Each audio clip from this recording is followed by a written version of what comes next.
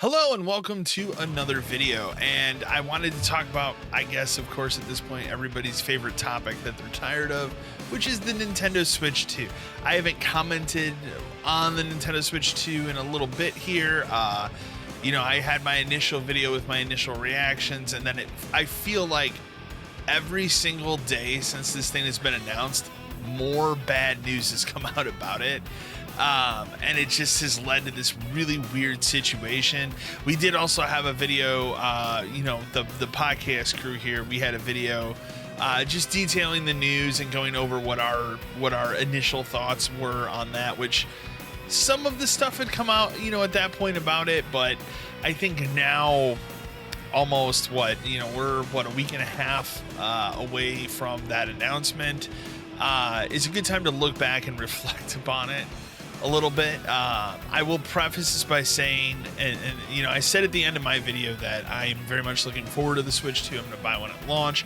That was before all the tariff bullshit happened. At the time of this recording, it seems like tariffs are not going to affect the Switch 2, at least at launch. So my plan going forward is I will still be getting the Switch 2 at launch. Obviously, if the tariff situation explodes again or something like that, that will temper me purchasing one at launch, because I'm not paying extra taxes and fees and stuff on top of the already questionable price of the system. It just seems wrong. So that's kind of where I'm sitting with it right now. But again, given how it seems the tariff situation is going right now, I will be getting one at launch. I'll be reviewing it on the channel and talking about it. And I'll, make a comment about it if something changes on that. But we gotta talk about some of the other bullshit that's come out on the system, because it's wild how some of these companies always tend to, shoot themselves in the foot. If we look at the years and years of systems that have come out between Sony, Microsoft, Nintendo, they all seem to follow a pattern of their own. Obviously, the PS1, PS2, extremely successful systems. Like the PS2 is still the most successful selling system of all time. I could be wrong on that. And their first big blunder was the PS3, coming out with that $600 price tag in 2006, making comments such as, well, if you can't afford it, get a second job. Stuff like that was really, really bad. And they were the first company to kind of really fuck that up. Nintendo has kind of, since the 64 and the GameCube, followed their own pattern, which is ups and downs. So you have, big up with the 64, down with the GameCube, up with the Wii, down with the Wii U, up with the Switch, and now it seems like we're set on the course to go down with the Switch 2, which gets to my point. Like, this should have been a slam dunk for them, right? Like this should have been a slam dunk for Nintendo. Okay, they killed it the entire Switch generation.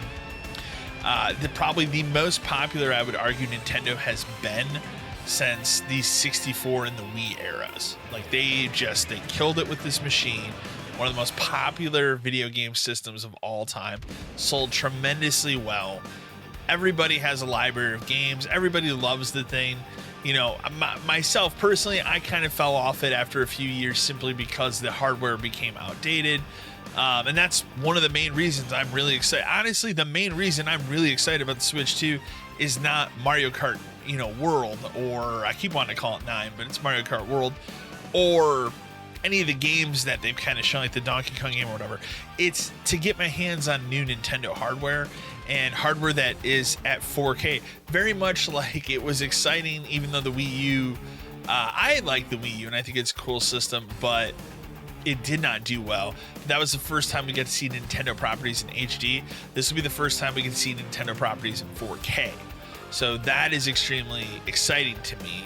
It's also exciting to see, how it takes older games with some of the updates. I'm really excited to try Tears of the Kingdom, but that leads into bullshit.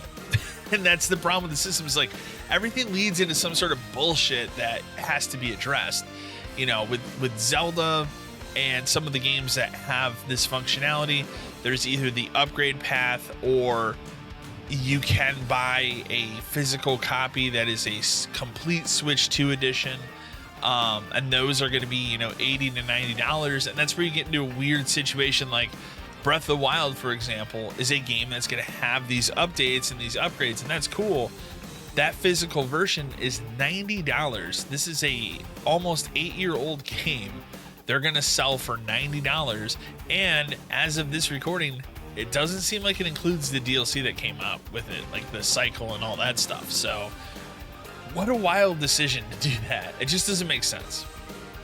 You have Nintendo's whole situation with pricing.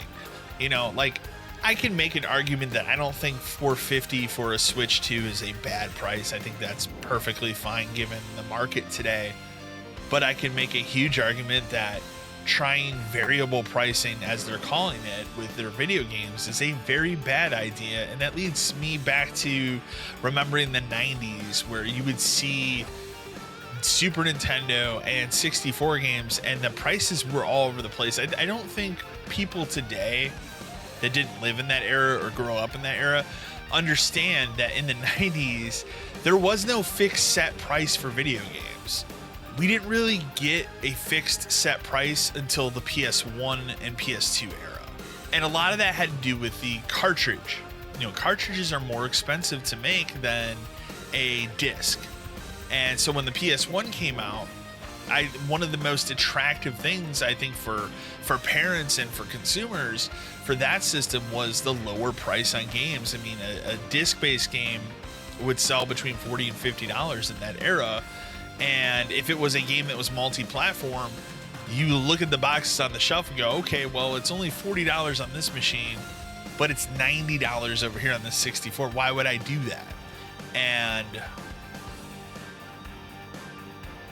that, caused a lot of the market shift to Sony. So it's wild to me in 2025, Nintendo wants to go back to that type of pricing. And, essentially their argument is, well, we're going to charge what we feel the game's worth. They feel that Mario Kart World is a, $80 to $90 game, depending on if you're buying it physically or digitally. But a remake or a remaster of Bravely Default is only a $40 game. So you get into this sticky area where it doesn't make sense. And when it's been this way for so long, where games are just a fixed price, I fear that that's not going to work, because the consumer base, especially in 2025, your consumer base, parents, they're not going to go for this. And then we have the whole situation with the head of Nintendo in America, Doug Bowser, coming out and saying, literally word for word, he's quoting Don Matrick from, a decade ago with the disastrous Xbox One reveal, saying, well, if you don't like the Switch 2, we have a product for you. It's the Nintendo Switch, which just mirrors what Matrick said a decade ago, which was, well, if you don't like the Xbox One, we have a product for you. It's the previous console, the 360. And that's the same thing here. It just has this really bad aura and really bad energy around it that just doesn't make any sense to me, because this should be such a slam dunk. It really should have been a slam dunk. Like, all they had to do was come out, announce the price for this thing, announce a couple games, announce a, attractive price point for Switch games. And look, don't get me wrong, if Nintendo wanted to come out and say, all right, all of our first party games or all cartridges are going to be $70 now or lower, I don't think anybody would have complained about that. They tried it with Tears of the Kingdom. I mean, you go back to Tears of the Kingdom, literally the only reason they charged $70 for that game was because they could get away with it. And it did not affect the sales of that game. I don't know a single person that said, oh, I don't like that, but I'm not going to buy the game. Like, anybody I know bought the game. So I just don't see this variable pricing structure working. And again, the other part of this you have to bring to the argument is, of these three systems, of these three companies, Nintendo has the hardest of the hardcore rabid fan base of any, and it's unwavering. And I've already seen the chatter online. I've already seen the Reddit posts and the Twitter comments. after a day of outrage of, well, I can kind of understand why they're doing it. Like, Nintendo fans are already twisting and spinning this in such a way where they can accept it. And I'm not surprised, because that's how it goes with Nintendo all the time. Nintendo also famously is the one company that never backs down from what they said. They never back down. Like Microsoft, probably the easiest approachable in terms of this. They back down from bullshit all the time. They're very, I would argue they are very consumer friendly of the three companies. And then I would put Sony, because Sony typically doesn't back down from their stuff, but they have in the past a couple times. Whereas Nintendo, I can't think of a single example that I remember where they came out and said, hey, we're going to do this on this day. It's set in stone. It's going to be this price, whatever. And you can't use the tariff thing as an example, because that's a completely different, unprecedented situation. So, but it's wild to me that this system, which again should be a instant slam dunk, instant home run, is just another shot in the foot for Nintendo. And they're going to follow this pattern.